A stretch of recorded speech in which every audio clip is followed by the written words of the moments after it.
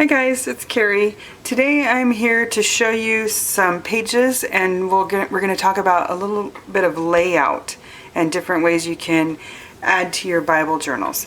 So I'm going to show you, this is my old Bible journal, this is my newest one, and I'm going to show you pages I hate and why I hate them, and pages that I don't hate quite so much, and then pages that I like. And you'll be able to see, hopefully, that it's okay to do pages you don't like, because you're not going to show them to anybody like I'm showing to you.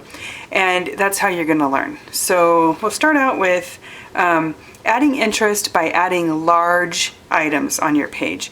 And I know a lot of you are probably afraid to do big, but I'm going to show you how it adds a lot of interest, and it just breaks up the pages that are looking a lot of the same, like a lot of journaling or a lot of little doodles.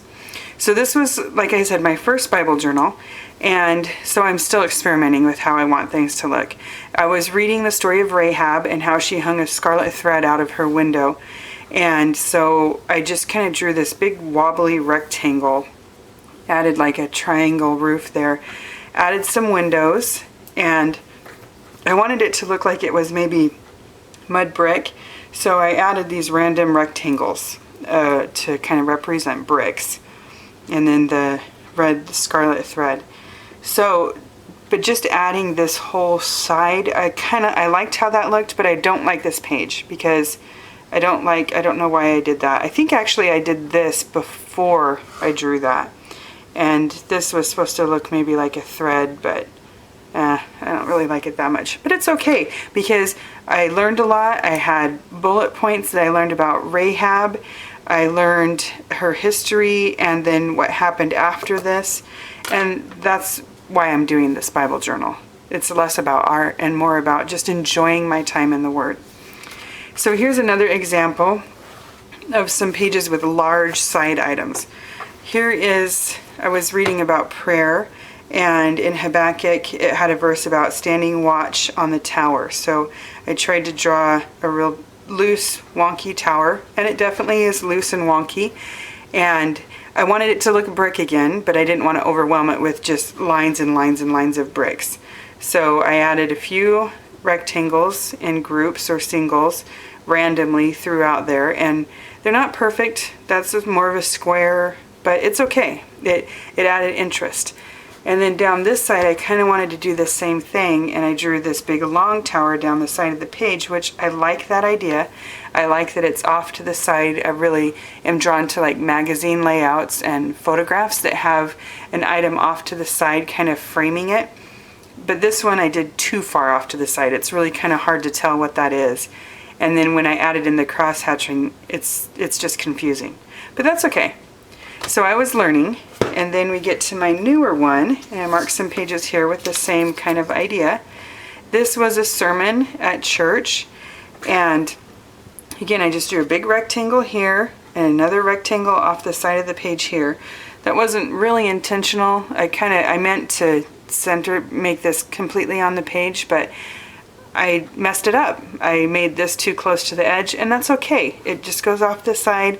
You get the idea. You kind of understand that it's a cross. And then anytime the pastor would say a word that I liked or that struck with me, I would just write it kind of along the back here. And then when he was telling a story or something that I wasn't necessarily journaling about, I would just take my pen and draw these kind of loose, wobbly lines to kind of look like maybe the grains of wood. And then I made this darker, and you'll notice too that I went around just the outside with a thicker marker, just to add some visual interest and kind of make it pop off. When I do this, I do not go inside of what I'm outlining. It's just strictly an outline. And I really like how that looks. I've seen some cartoons that do that, and I just like how it stands out. It just looks different. So another page, and this is more artsy, so those of you who don't do a lot of art, don't panic. I'll kind of walk you through how I did it. This is a crown of thorns that I wanted to draw, and I kind of wanted it to look like it was more of a braid or woven, so I just draw kind of a curvy line down and up, and then go back and touch that curvy line down and up, go back and touch curvy line down and up, and same thing like that. And then I would come back and draw the second part or the underneath, and then just kind of do some random ones here and there. and then fill in the back with just black. And then I'd come back and draw in these spikes, these little triangle-like spikes. And then I wanted to show the contrast of a crown of thorns and a true crown. And I don't like this crown, but I wanted them touching so that it would look like it was together kind of. So I just drew this long skinny rectangle here, that down, and then a bump and a triangle and a bump and a bump, and then just random, and then just kind of filled in from there. So that's a little bit more advanced, but I had a lot of time when I was doing this, so it was just more just me enjoying that process. But again, it's big, it draws your eye to that part of the page, and then the rest is just journaling.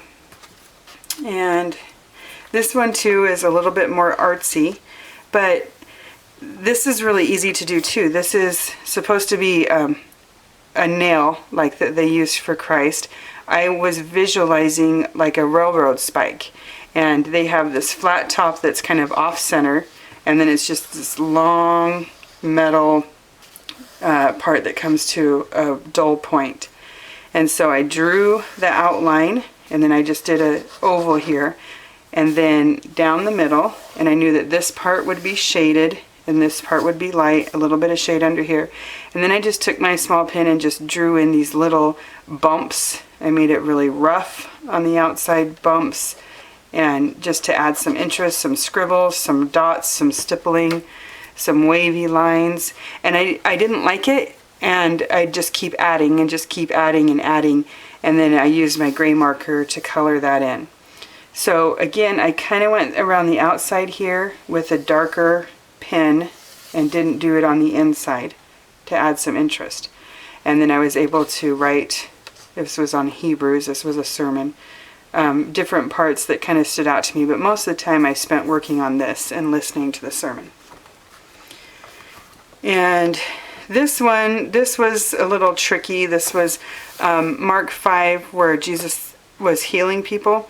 So I actually looked up this medical symbol and drew that in there because I knew that I wanted it to speak to healing. And that I penciled in first because there's a lot of overlapping lines and confusing angles and stuff, and it's still kind of wonky, but when you look at that, you know what that was supposed to be.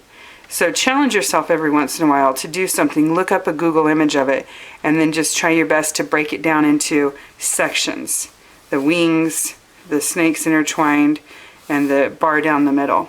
And use pencil if you're unsure, and then go in. This one I did not outline with the bigger marker, but I did use my gray to kind of add some color. So again, talking about big art, this was when Jesus feeds the 5,000 in Mark 6, and he had just 2 loaves and 2 fish, or no, 5 loaves, sorry, 5 loaves and 2 fish, but I just wanted to get the idea of it on the page. So I was drawing like huge off the page loaves of bread and then some fish. And like I said, I like it when it goes off the page, so I thought I'd try that. And this is just an oval with a flattish kind of bottom, and then these are for the slices in the top of the bread and the heads of the fish and a little bit of scales. And if you say you don't know how to draw fish and bread, just try it. Just draw the oval, draw some ovals on the top, draw a bunch of them. Draw some that are on the page, draw some that are off the page. Take a whole page in your Bible journal and just do that. Just mess it up. Just draw a whole bunch of loaves of bread and a whole bunch of fish, and you'll get it. This one, simple cross. If you guys want to add a big object onto your page, to do this, start with a cross. You can do it like the earlier one I showed you that's going off the page. You can do it at an angle on the page, or you can just do it right smack in the middle and use it to divide your page up into 4 sections. So this was just a simple outline cross, and then honestly I just scribbled. You just scribble, scribble, scribble inside there, and then I colored it in with my gray marker. And this one, I don't know if I really like that much. This was Hebrews 6. This hope we have as an anchor of the soul. So I knew I wanted to draw an anchor, and I knew I didn't want it just to be a doodle over here. I wanted it to be one of the big off the page ones. So I tried, and I don't know if the idea gets across or not, but this is supposed to be the top, and then the anchor swoops down and it has this one, and then the other one's off to the side that you can't see. And this was just like the nail. I just did the outline, and then I did scribbles. Lots of scribbles and dots, and then I just did my gray marker.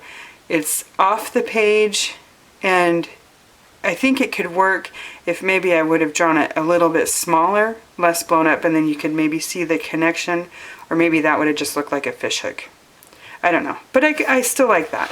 And then this is the same thing. We were talking about a new covenant in Hebrews, so I just wanted to draw some paper, and I wanted it to look torn and folded and worn. And this one you can see, I don't know if you can, but I can see my pencil marks first. So it's okay to do pencil and then go over it with pen if you're unsure. And then if you really hate it, you can just erase the whole page, or you can just use it as a doodle scrap page where you just try different things. And I think that's it for this one. I have some random crosses, some banners. We'll go into some banners. But add some big elements. Break up the page a little bit by adding some really big, especially when you have a lot of writing that you're doing, adding some big elements to it. And I think you'll like how it is. And if you don't like it, keep trying anyway. And eventually you'll get to where you're starting to see yourself get better. Because really, all drawing is an art is just a lot of practice. And so have a lot of fun with it, and I'll see you next time. Thanks.